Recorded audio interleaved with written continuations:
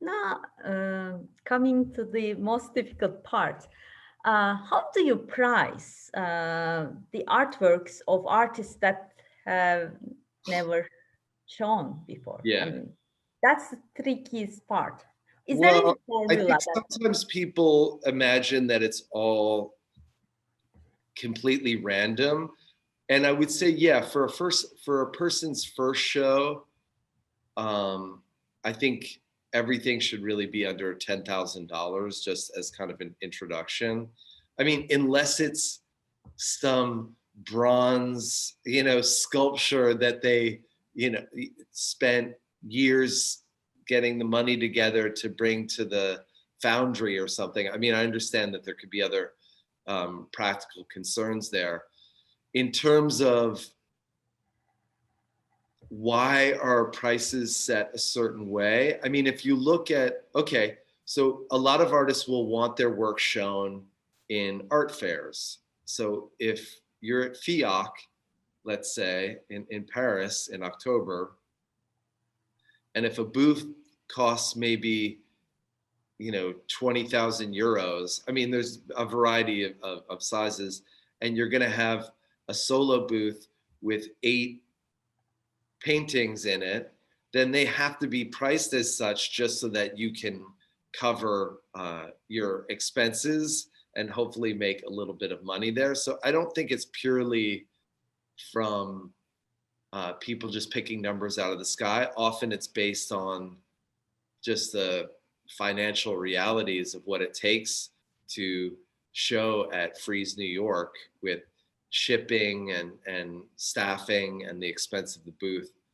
Uh, I do encourage artists to try and keep their prices low early on, just because you can always raise the prices later, but you can never lower your prices. Exactly. I always say it's like, you know, once you get this, take this off, take the pants off, you're naked. Yeah.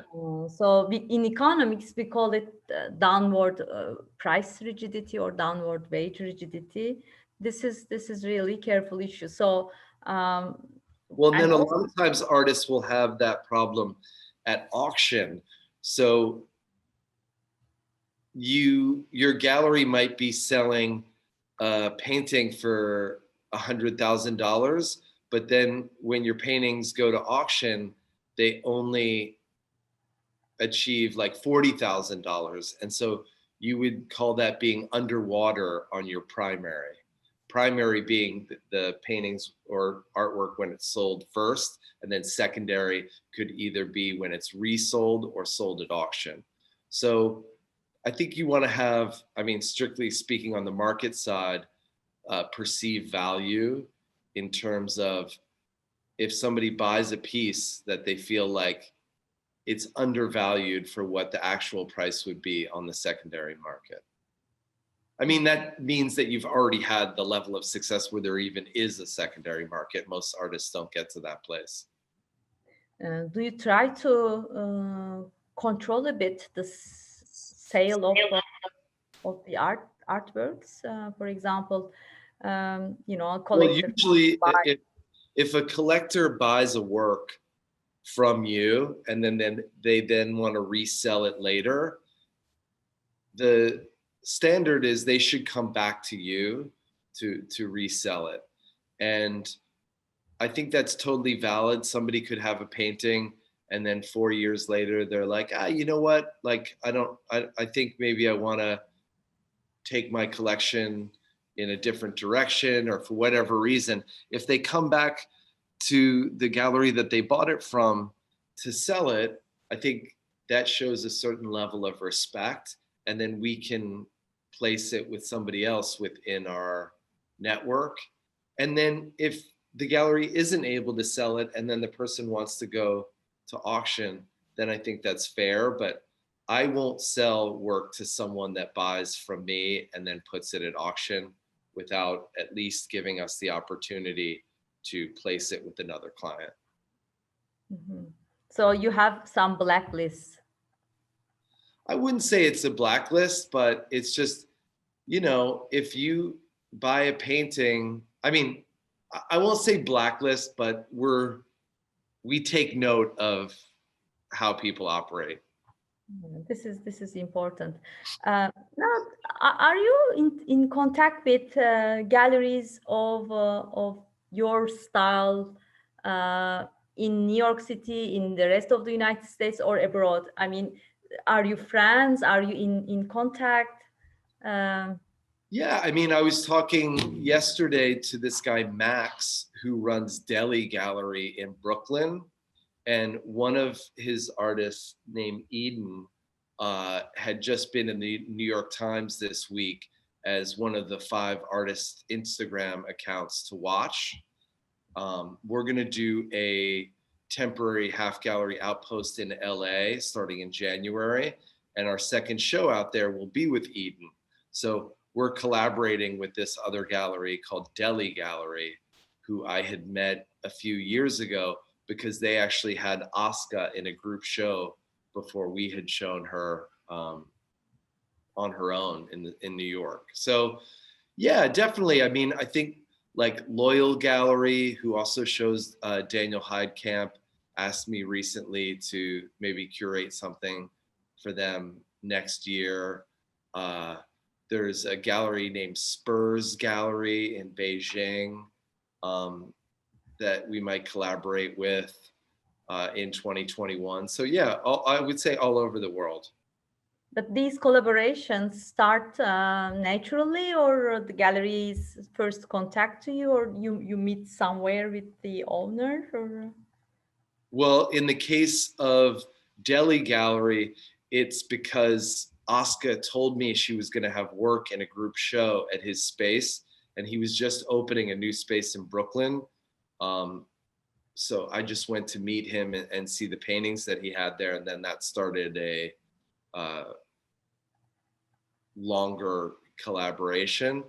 I think with someone like Loyal, you know, in Europe, that was more because we shared an artist, and so we became friendly because we had a common interest there. Mm. I think this is very interesting, interesting way of I want to say survival, but it's more than survival for galleries in distant cities, distant geographies to collaborate with galleries of same mentality, avant-garde, and trying to follow different artist program. I think it's an excellent idea, and also collaboration with larger galleries. What do you think about David Zwirner's platform? Uh, Giving space for smaller galleries on its website. What do you think about that? And um, have I mean, I don't know if did that? there's a big difference between that and just a regular art fair. Oh, I see. I mean, what do you think of, like, how is that different than just being at the Frieze Art Fair or? So they charge? I didn't know that. I Oh mean, no, I'm not saying that, but I'm just saying I don't know. I don't think it's fine. I never really spent a lot of time looking at it, and I haven't heard a lot of people talking about it. So, I mean, that's nice that they did it, but I don't know if it really makes that big an impact. hmm. I haven't heard from the from within what was the impact of this, but in Europe here we appreciated that initiative, and I find it interesting. But I'm more interested in collaborations that you mentioned, like Half Gallery and Loyal Gallery, for example, or showing each other's artists from different locations. That is excellent, and I'm really interested to propose this to some of the galleries in Istanbul, and because you have great artists, and these artists should meet with some of the collectors here in Istanbul, and I think this collaboration could be excellent. But everything depends on. on some coincidences Well, as well. also these days, people really are looking at where, some of the auctions in Hong Kong or China just did such big numbers for artists that I think people are really kind of chasing the Asian market right now in a way that you haven't seen for younger artists maybe ever. Oh, I see. Before having you, we had a 1 hour session lecture with a Chinese art market specialist, and we Uh-huh. were discussing the rise of contemporary art in China. But basically, contemporary Chinese artists. There's a high demand for contemporary Chinese artists, but that means I'm not saying Chinese artists. I'm saying artists like Eddie Martinez, Genevieve Figgis. You're seeing people's careers changing because they're setting these record-breaking prices in Asia. So I don't know about the Chinese artists selling in China, but I know for Western artists that there's a big appetite there right now.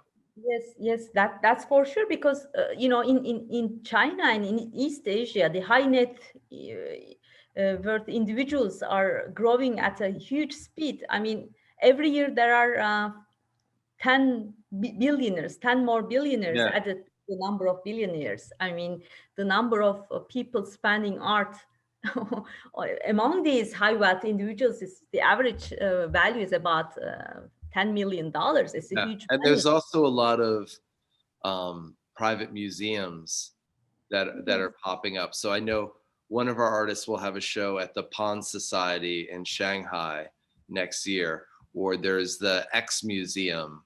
That there's all these private museums that are opening up in China, and I think it's a way for those collectors to make themselves a priority with galleries in the States. Exactly. I mean, 1600 private museum in China in about 17 years. Yeah. This is unbelievable. This shows also something else.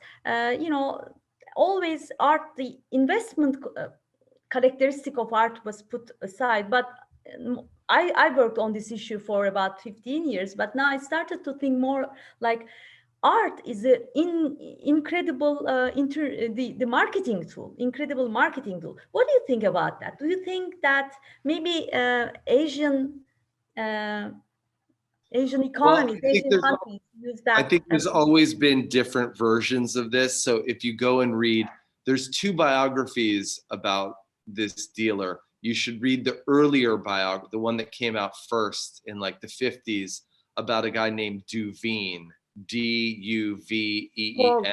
Paul Dewey?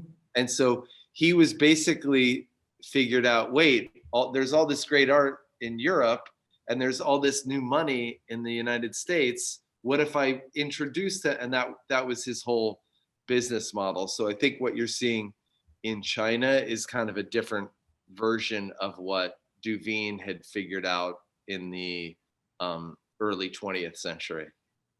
Exactly, exactly. So, and another issue is this incredible revenue that is generated in China. There is not much to spend in the sense that they cannot, there are lots of capital controls still in China. So they Well, want and not just to. capital controls, but there's like recently a couple of artists that we work with had paintings in a group show in Shanghai, and one of the paintings was rejected by the censors for being too racy.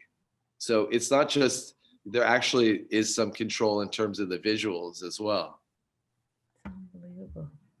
So it's a different kind of capitalist system over there, but it is interesting. The disadvantage of of us. I mean, I don't know Chinese, so the Chinese, the language also is a barrier for for the rest of us to discover more on what is going on the art market there. Well, I think some of it is what plays internationally. Like, I don't know if a Christopher Wool text painting in English is going to do as strong in China as it Exactly. would in New York. Um, but it's funny because I would wonder, you know, the Chinese artists kind of had a mini bubble in the 2000s, and it's funny that the market is now the thing that's making China most talked about more so than their artists.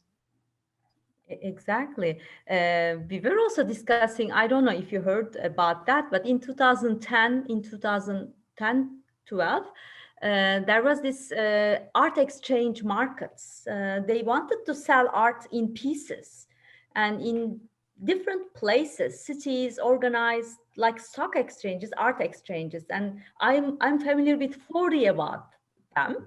They opened. I wrote some articles on Shenzhen Art Exchange, um, and that created a huge bubble because Chinese love to speculate, especially, not the collectors, but the people, regular people buying, selling these art shares, and they had to close these art exchanges. It is interesting. To what extent art is considered as an investment over there, and a growing number of people using art as a communication tool, international marketing tool for their own business. It is interesting, both movements, and that makes a very interesting art market over there. Interesting as I in just think country. it's hard to do um, shares in an artist because each work is so different. So I don't know. Would you want, if you had shares in Andy Warhol? I don't know if I want the Wayne Gretzky hockey player print that he did. Everybody's going to want a Marilyn. So it's not just like betting on an artist, but it's really inside their practice. What are the highlights of the best work?